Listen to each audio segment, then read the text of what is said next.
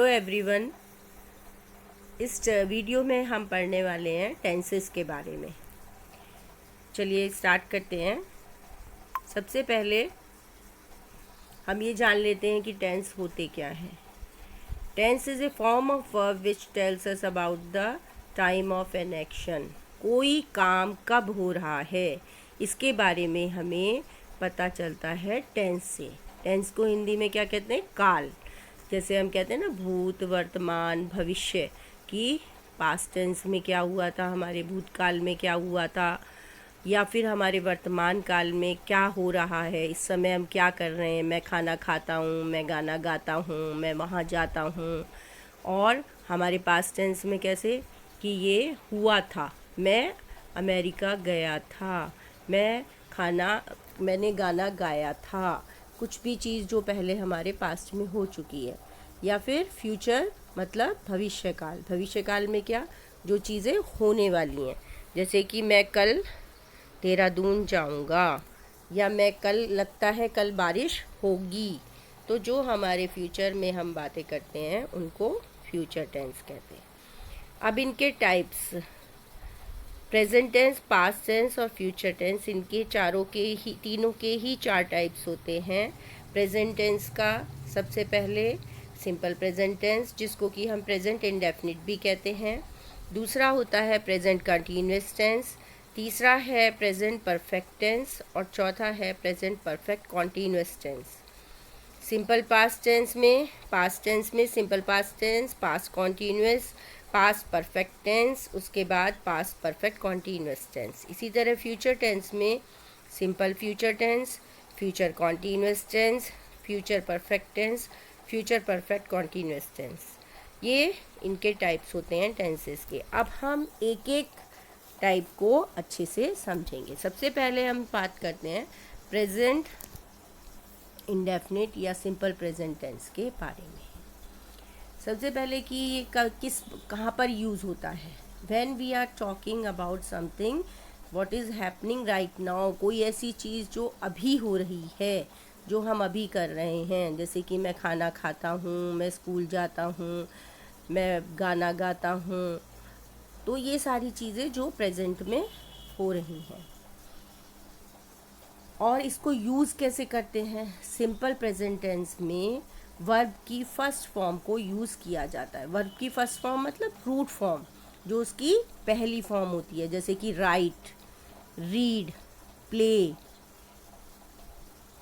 गो, इस तरीके से जो फर्स्ट फॉर्म होती है वो यूज़ होती है। और उसमें क्या ऐड किया जाता है? एस या ई एस। वर्ब के उसके सब्जेक्ट के अकॉर्डिंग उसमें एस या ई एस कहाँ पर लगता है, ये मैं भी आपको इस वीडियो में ही बताऊंगी। तो इस तरीके से उसमें वर्ब की रूट फॉर्म को या फर्स्ट फॉर्म को यूज़ किया जाता है। किस तरीके से यूज़ करते हैं सिंपल प्रेजेंट टेंस में वर्ब की फॉर्म्स को, ये देख लीजिए। सबसे पहले जो फर्स्ट पर्सन होता है, फर्स्ट पर्सन कौन है बच्चों? फर्स्ट पर्सन है मैं। सेकंड पर्सन कौन होता है? तुम, यू। एंड थर्ड पर्सन ही और शी।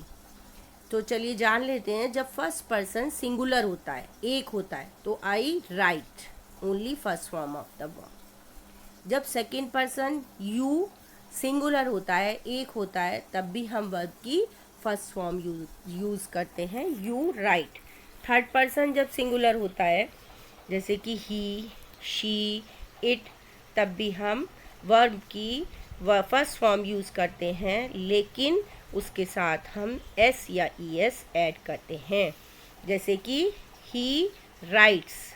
लेकिन अगर हम इसको कहीं कहीं पर एस लगता है और कहीं कहीं पर ई लगता है, ई एस लगता है। जैसे कि गो होता है, ही गोज अगर हमें कहना है तो गो के साथ हम ई एस लगाएंगे।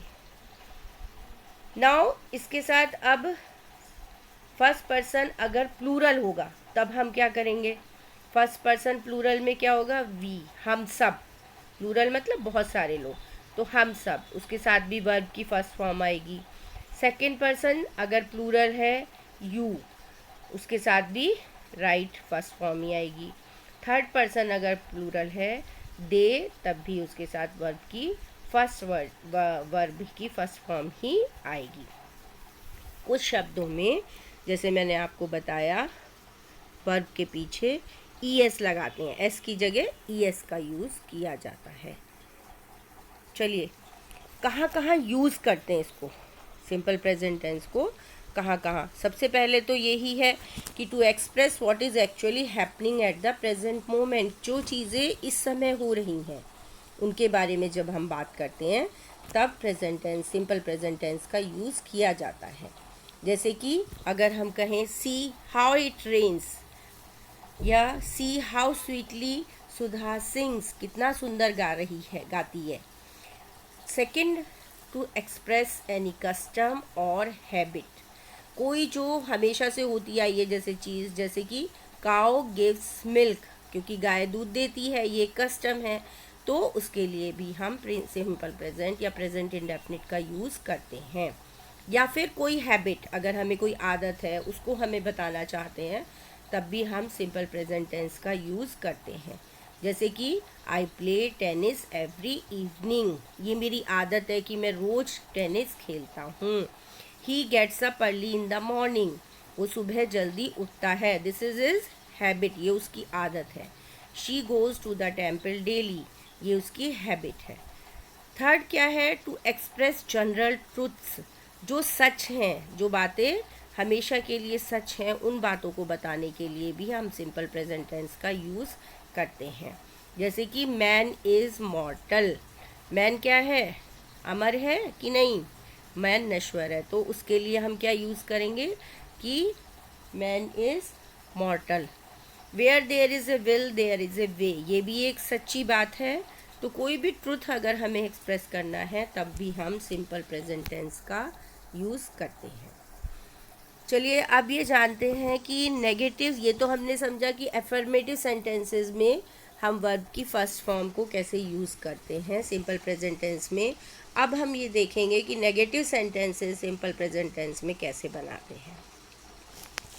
ज़्यादातर हम नेगेटिव सेंटेंस में सिंपल प्रेजेंट टेंस बनाते समय डोंट या डजंट का यूज़ करते हैं। अच्छा, अब हम डोंट कहाँ यूज़ करते हैं, जब सब्जेक्ट होता है आई, यू, वी और दे। जैसे कि एग्जाम्पल के लिए आप ले लीजिए, एक सिंपल सेंटेंस है यू स्पीक इंग्लिश, अगर हमें इसे नेगेटिव में बोलना है तो हम कैसे बोलेंगे, यू डोंट स्पीक इंग्लिश, क्योंकि वर्ब क्या है यहाँ पर, यू। इसी तरीके से अगर वर्ब आई, यू, वी या फिर दे होगा तो हम डोंट का यूज़ करेंगे। लेकिन अगर सब्जेक्ट हमारा ही, शी और इट है तब हम डजंट का यूज़ करेंगे। इसके लिए एक एग्जांपल ले लेते हैं, जैसे कि अफर्मेटिव सेंटेंस में ही स्पीक्स हिंदी, तो इसको नेगेटिव में क्या करेंगे, क्योंकि यहाँ पर सब्जेक्ट क्या है, ही डजंट स्पीक हिंदी, या शी स्पीक्स हिंदी, तो हम क्या बोलेंगे, शी डजंट स्पीक हिंदी। लेकिन इसमें एक बात का हमें ध्यान रखना है कि वहाँ पर जो स्पीक्स दिया हुआ है वहाँ से एस हटाकर तब हमें डजंट करना है, या उसमें भी अगर, ठीक है, उसमें से एस हटाना होगा हमें। चलिए अब इंटेरोगेटिव सेंटेंसेस देख लेते हैं सिंपल प्रेजेंट टेंस में कैसे बनाते हैं।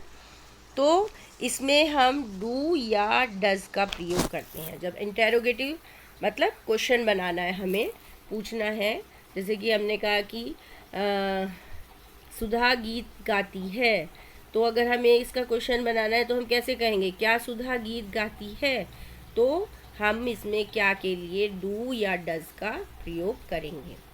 तो डू कहाँ यूज़ करते हैं हम यूज़ करते हैं जहाँ पर सब्जेक्ट होता है आई, यू, वी या फिर दे, इन सब के साथ हम डू का यूज़ करते हैं। जैसे कि एग्जाम्पल ले लीजिए, एक सिंपल सेंटेंस है यू स्पीक इंग्लिश, अब इसका हम इंटेरोगेटिव कैसे बनाएंगे, डू यू स्पीक इंग्लिश।